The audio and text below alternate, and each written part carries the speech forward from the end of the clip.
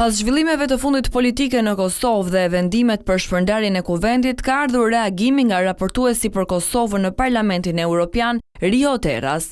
Eurodeputeti e ka cilësuar si hap prapa dështimin e kuvendit për të zgjedhur presidentin e ri të vendit.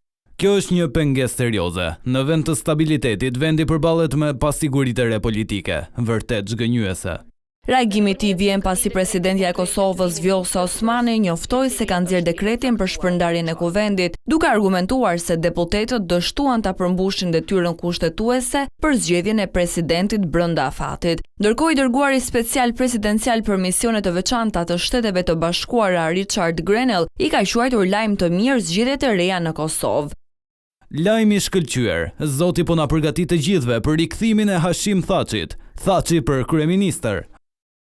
Seanca e fundit e kuvendit për zgjedhjen e presidentit më 5 mars u ndërpre për mungesë të kuorumit pasi në sallë munguan deputetët e partive opozitare.